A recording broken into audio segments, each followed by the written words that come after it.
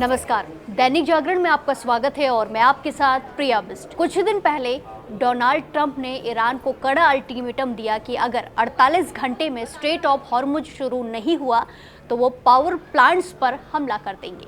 लेकिन 48 घंटे बीत भी गए और हॉर्मुज खुला भी नहीं। फिर अचानक से 5 दिन के विराम तक बात पहुंचने लगी। 48 घंटे का कड़ा अल्टीमेटम, 5 दिन का विराम और ट्रंप के बदलते सुर। आखिर क्या हो रहा है और क्या सच में ईरान के साथ कोई डील होने वाली है? चलिए जानते हैं। शुरुआत करते हैं उस 48 घंटे के अल्टीमेटम से। ट्रंप ने ईरान को चेतावनी दी कि अगर स्ट्रेट ऑफ हॉर्मुज को 48 घंटे में पूरी तरह से नहीं खोला गया तो अमेरिका उनके पावर प्लांट्स पर हमला करेगा।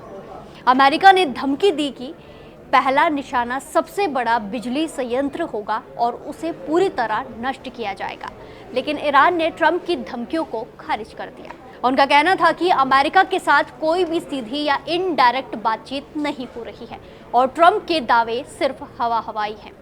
ईरान ने चेतावनी दी कि अगर उनके पावर प्लांट्स पर हमला हुआ तो मध्य पूर्व में पानी की आपूर्ति को भी प्रभावित किया जाएगा। असल में यहाँ पर ईरान ने दिखा दिया कि वो आसानी से पीछे नहीं हटने वाला है। और फिर 48 घंटे बीत गए लेकिन हॉर्मुज नहीं खुला। अब ट्रंप के सुर अचानक से बदल गए। उन्होंने कहा कि अमेरिका और ईरान के बीच सार्थक बातचीत हुई है। इसके बाद उन्होंने पावर प्लांट्स पर भी हमले को 5 दिन के लिए स्थगित कर दिया। ट्रंप ने बताया कि ये विराम चल रही बातचीत की सफलता पर निर्भर करेगा। ट्रंप का ये बदलाव केवल ईरान की कड़ी चेतावनी की वजह से नहीं था, इसके पीछे कई घरेलू और अंतर्राष्ट्रीय दबाव भी है। अमेरिका में सीनेट ने ट्रंप की अतिरिक्त फंड मांग को ठुकरा दिया। कुछ लोगों का कहना है कि ये युद्ध असल में इजराइल का युद्ध है और अमेरिका को इसमें जबरदस्ती खींचा गया। दूसरी ओर ईरान भी अड़ा हुआ है, जिससे ऊर्जा संकट और वैश्विक चिंता बढ़ गई है। ऐसे में अगर ट्रंप की रणनीति पर गौर करें तो हो सकता है कि ट्रंप अब साबित करना चाहते हैं कि वो दुनिया के रक्षक हैं। लेकिन असल में ये दिखा रहा है कि ईरान को हराना इतना आसान नहीं। इस बदलाव से साफ है कि राजनीतिक और आर्थिक दबाव ट्रंप की रणनीति को प्रभावित कर रहा है।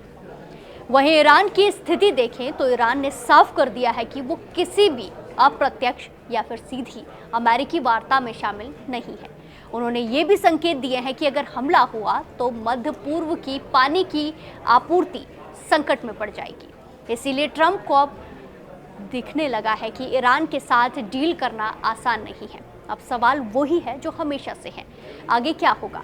ये सवाल है कि क्या ट्रंप सच में ईरान के साथ कोई समझौता करेंगे?